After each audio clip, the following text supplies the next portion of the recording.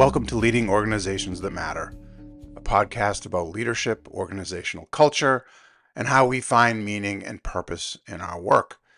I'm your host, Ray Spadoni, and today's topic is thinking about mergers and acquisitions. I have spent a large portion of my career working on mergers and acquisitions, the development of formal strategic partnerships, and joint venture collaborations.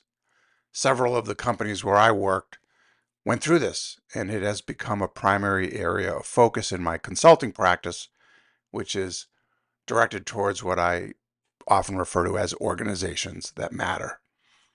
Sometimes organizations are faced with out-of-the-blue, unexpected opportunities. In these cases, having a good sense of purpose, of strategic perspective, and possessing a solid governance and leadership decision-making infrastructure can help a lot.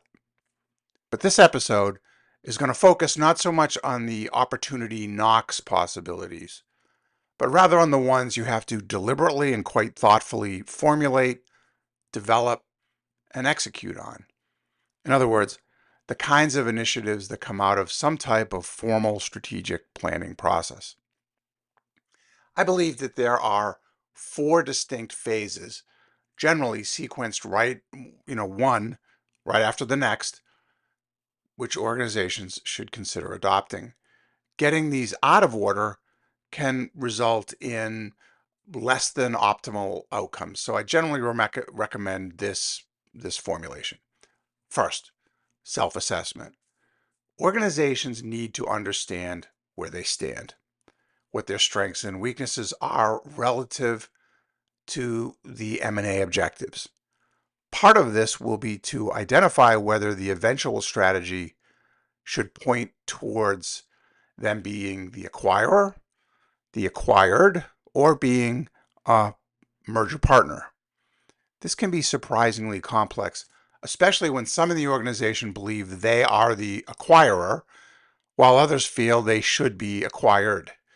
Getting this sorted at the starting gate is essential and can prevent some pretty awkward and contentious conversations down the line. Second, clarification of objectives. This might seem obvious, but I recommend that an organization build consensus around a formally defined and well-documented set of goals or objectives for such a project. Again, building consensus up front will help with the forthcoming decision-making process. But also, by having an agreed-upon set of objectives, you are defining success and establishing a benchmark against which everything from this point forward will be judged. Third, development of options, realistic options. Here, the organization will list out all possibilities for mergers, acquisitions, partnerships, etc. Then, these should be rank ordered based on how each scores against the objectives that were established in the second step. Finally, fourth, strategic and tactical formulation.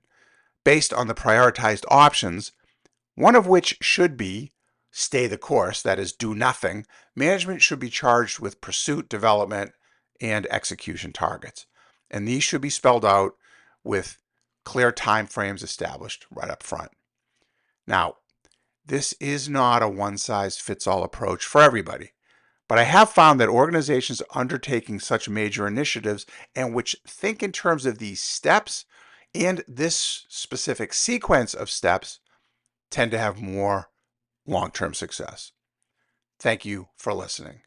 And I hope that you'll consider leaving a 5-star review on Apple Podcasts or the platform that you listen to podcasts on.